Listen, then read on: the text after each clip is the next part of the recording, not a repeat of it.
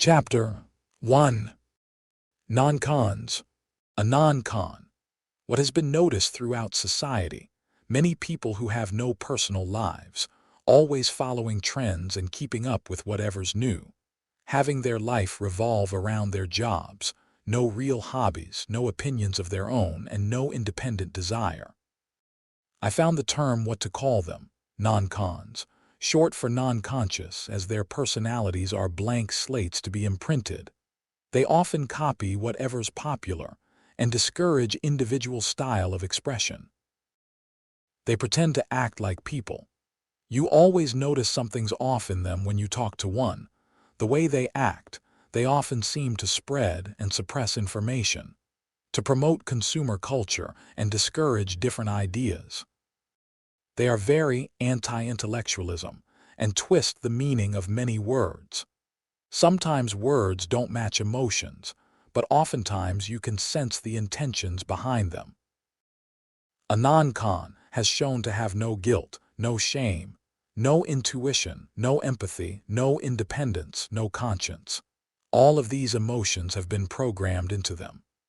When you talk to a non-con, you often feel like you're talking to a shell or no person at all. At one point they might have been people, but due to the repetitiveness of generalist life, had led their consciousness to diminish. Doing something for so long with no novelty shortens the mind. As seen in every media, they are in every walk of life, every industry, every group. There are 3 levels of consciousness. A normal consciousness, one which most people are, average but aware. What you can expect of this is what you can expect from everyone. A locan, who is one that is weak-willed, who are heading towards becoming a non-con. They get a sense they're going there, but don't have the willpower to stop it. What leads them here might be drugs, a tragedy, a hole once fallen they can't get up, and are mostly dopaminergic. While they might lack self-control, they won't break most morals, as they're still half aware of their actions. A non-con, someone who was once a person, or was never a person. A non-con has shown to be collectivist by default, often fitting in and giving blank stares to most questions. They don't think or question, just follow. But not all non-cons act the same.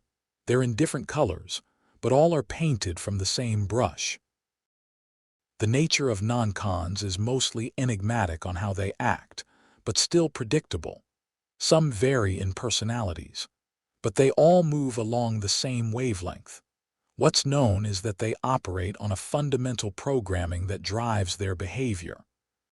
The existence of these things have proven that the body and conscience are 2 separate things. And another type of non-con that's noticed is a primal non-con, prickin to make it short. All of us in the back of our heads have primal programming onto us. We have dopamine, essentially a drug, ingrained into our brains that rewards certain behaviors. But what stops those actions are our morals and will. Or perhaps that the dopamine is not strong enough. A prickin will stop at nothing to get its share of dopamine. The same as animals. Animals will kill to eat and repeat that cycle till they die. Many can't resist pleasure when it's easy to get. If there was a choice between right or pleasure, they would choose pleasure. A prickin has no self-control, nor any sense of choice.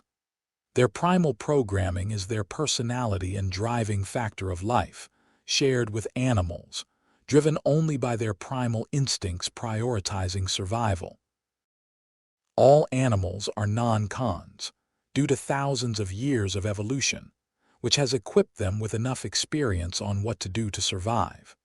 An animal's purpose, its main purpose, is to keep the ecosystem going. They have their own factory to run, which all are unaware they're in. They sustain the system.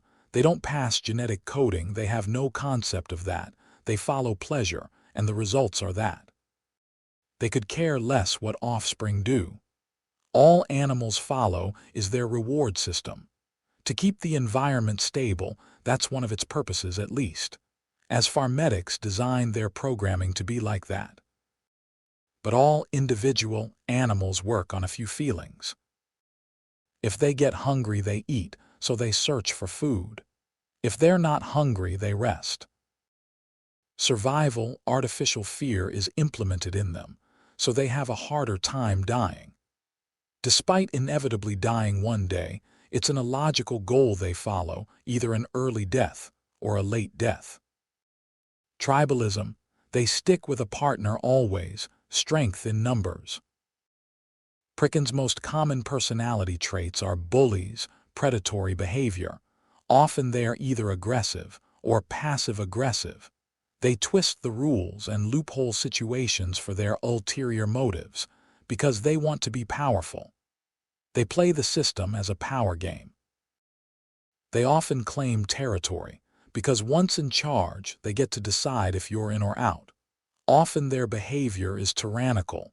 They hate being questioned, and they climb with not meritocracy, but with bullying and cheating. Often intimidating their opponents, obsessed with competition by winning dirty.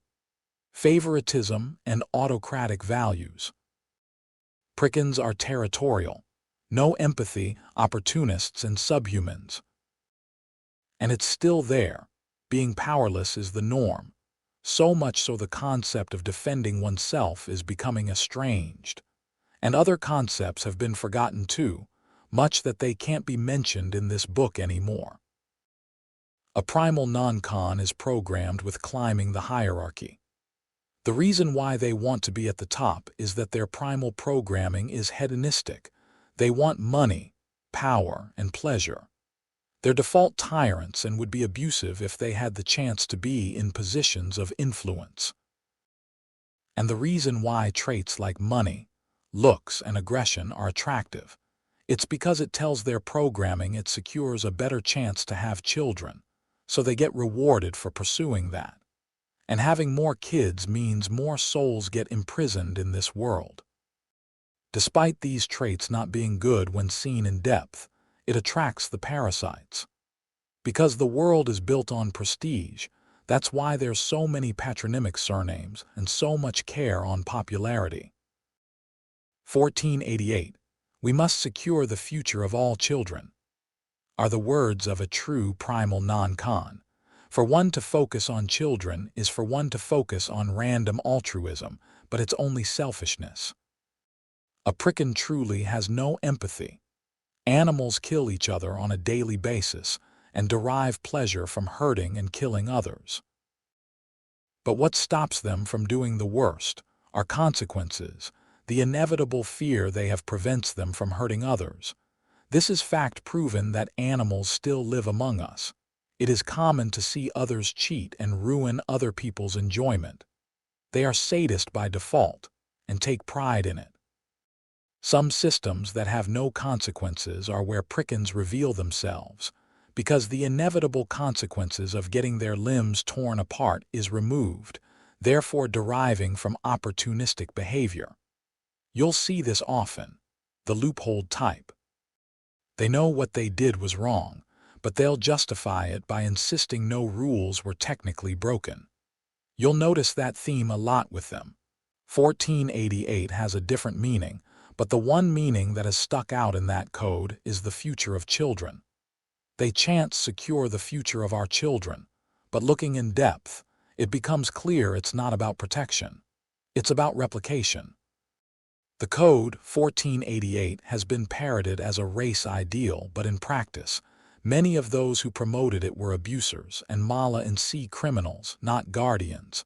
What they truly want is numbers. Reproduction, not connection. More bodies, more conformity, more energy to harvest. The future they want isn't safe, it's controlled. To the noncon mind, children are not individuals.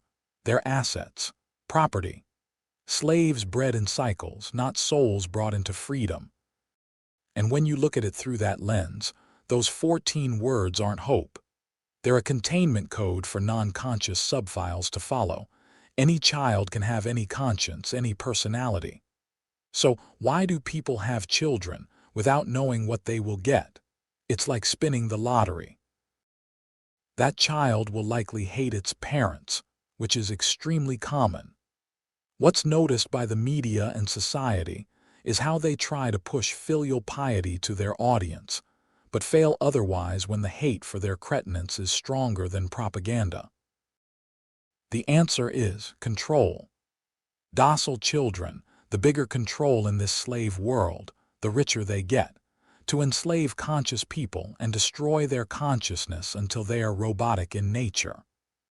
Noncons have children because they see them as property, little slaves to do their bidding, fill their heads with propaganda and delusions, and attempt to break their independent will.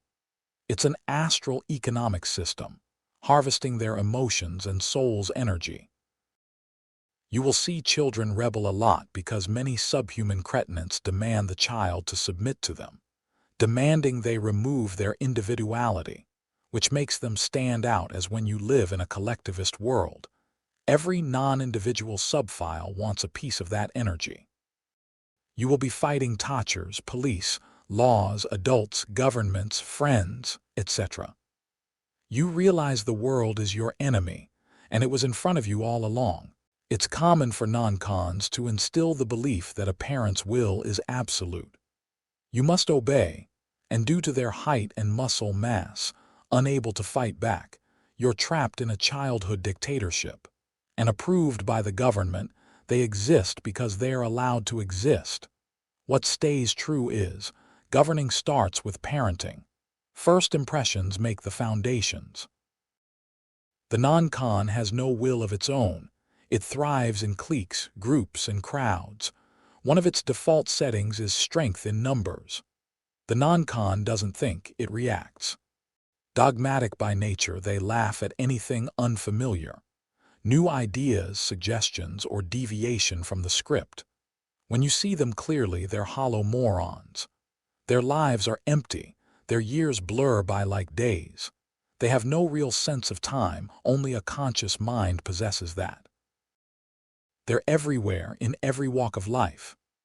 Online platforms have become hubs for their cultural propaganda, and no matter where you look, noncons dominate those spaces. They're always present, even in the safest, most harmless places. What has been seen throughout all life and history is to suppress the individual, turn them into noncons, and the world into a collectivist factory machine. Inaction is encouraged by noncons. Sit there and get abused. Don't fight back because it is wrong and you stoop to their level. Don't fight a gun with a gun. Fight a gun with running. They encourage Deleuze's behavior, where the best option you're supposed to choose is to sit back and hope the problem solves itself. It's why things don't move, because everyone has this mindset because it is easy to do. And they say don't get revenge because noncons see it as costly and a sign of revolt. Though prickins are petty and pathetic, they try to get you back in what a lowlife would do, petty, subtle, and subhuman behavior. They want you to accept life as it is and leech off your life energy until you can no longer fight back. They don't want true obedience, they want your inner death. The noncon thrives best in corpses that still move. People are bred to sleepwalk throughout life. To them, your soul is noise, your will is disorder, and your silence is their temporal victory. This world, this is Anank Orbis, is not home, it's a containment zone. A dumping ground for rejected or inconvenient souls, where losers end up, and where money gets washed up.